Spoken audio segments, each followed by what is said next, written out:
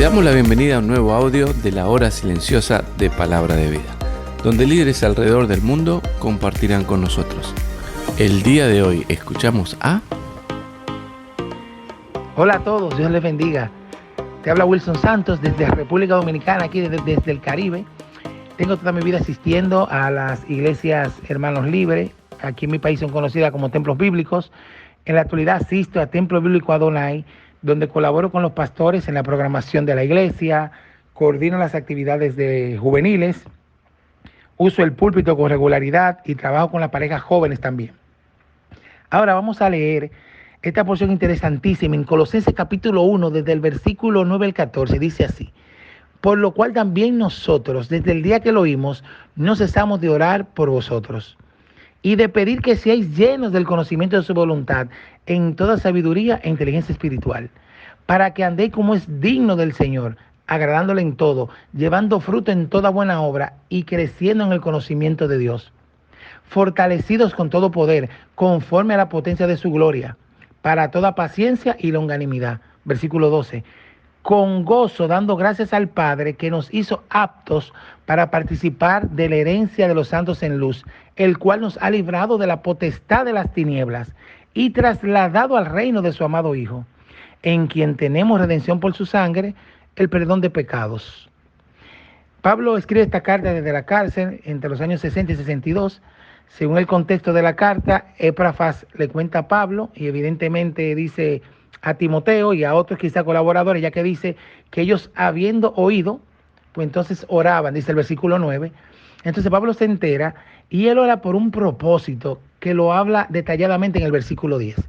Dice el verso 10, para que andéis como es digno del Señor. Y esto nos habla de la vocación, ser igual a Cristo, lo cual debe de ser nuestro enfoque en la vida. ¿Qué tanto te pareces a Cristo hoy?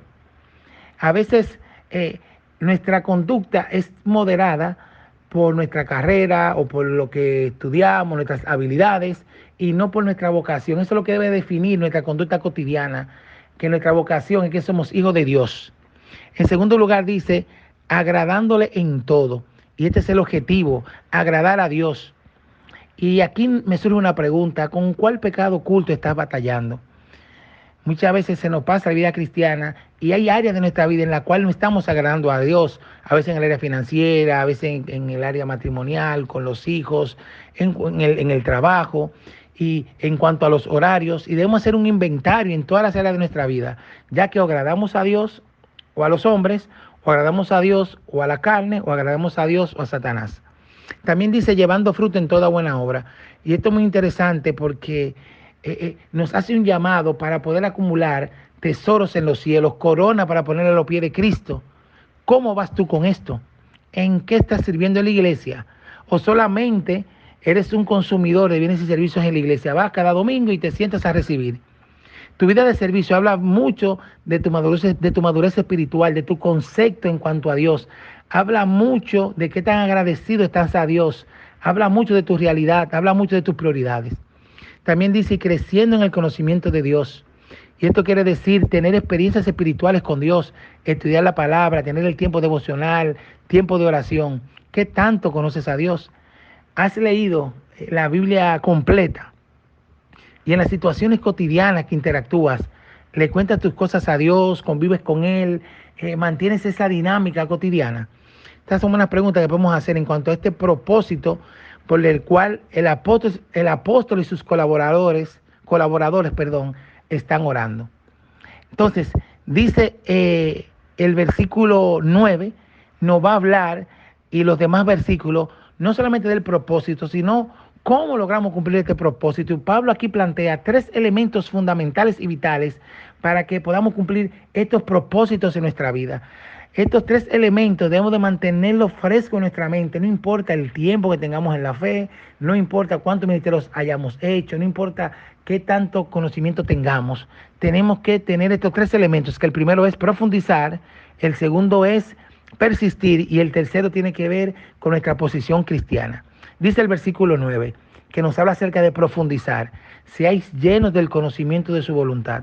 Y esto nos habla acerca de conocer la voluntad de Dios. ¿Cómo conocemos nosotros la voluntad de Dios?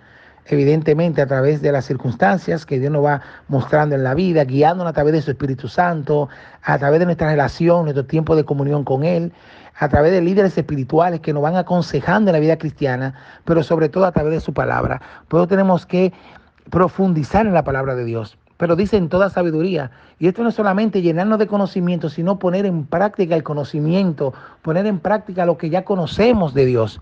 Y en tercer lugar, dice, inteligencia espiritual. Esto nos habla acerca del discernimiento espiritual, ya que esta iglesia estaba siendo atacada con varios tipos de doctrinas erróneas. El sincretismo estaba llegando a la iglesia, que es esta liga de filosofías paganas con las filosofías judías y con el evangelio. Y tenemos que saber discernir nosotros y separar lo que es bíblico, lo que está correcto doctrinalmente, y estas cosas que se van acercando a la iglesia que no pertenecen al evangelio. También esta iglesia estaba siendo atacada con el misticismo, esta espiritualización de todas las cosas. También tenían un tema erróneo con la adoración a los ángeles. Adicional, estaban muy enfocados a los temas externos y sobre todo tenían un problema, que estaban desvalorizando la suficiencia de Cristo. Ahora, asimismo, en el día de hoy tenemos muchos tipos de doctrinas que se han ido entrando en la iglesia o en tu vida, y tenemos que profundizar en la palabra de Dios, profundizar en el conocimiento de su palabra, para poder discernir lo que a Dios le agrada y lo que no. No debemos que dejar de mantenernos en la superficie de vida cristiana y comprometernos totalmente, profundizar y meternos en las profundidades de la vida cristiana. En segundo lugar, Pablo nos habla acerca de persistir, y dice en el versículo 11, fortalecido con todo poder, conforme a la potencia de su gloria, para toda paciencia y longanimidad. Y aquí nos habla de dos tipos de resistencia o de persistencia. La primera tiene que ver con las circunstancias difíciles, quizás una enfermedad, quizás un conflicto con la familia, quizás un tema económico, un tema en el trabajo.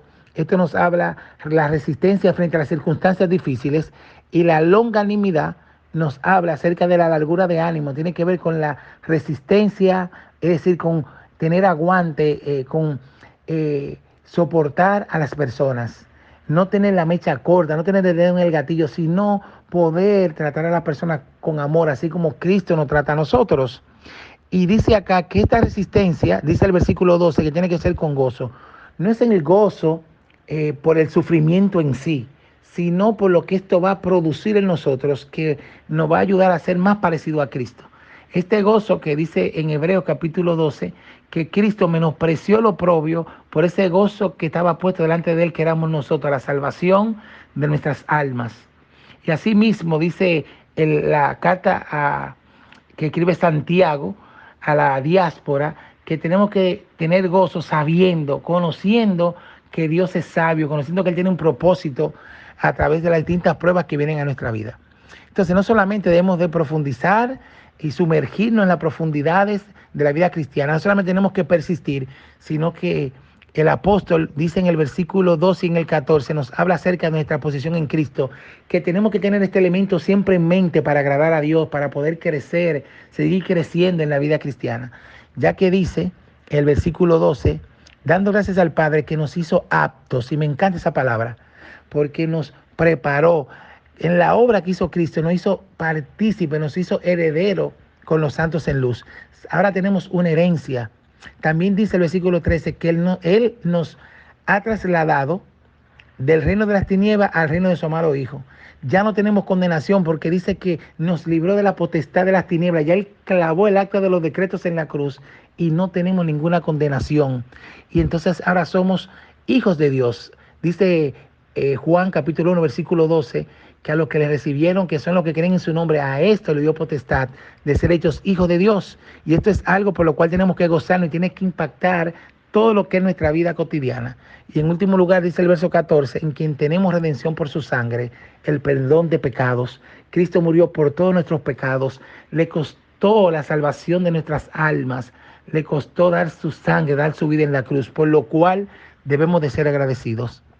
Yo oro para que estos tres elementos te ayuden a seguir creciendo en tu fe, te ayuden a agradar a Dios en todo y darle más energía, más tiempo, más recursos a Dios, te animo a servir más a Cristo, influenciar a otros hasta que Él venga por nosotros. Que Dios te bendiga. Gracias por escucharnos. Recuerda que este audio no reemplaza tu tiempo a solas con Dios. Te animamos a que escribas tus aplicaciones personales. Hasta mañana.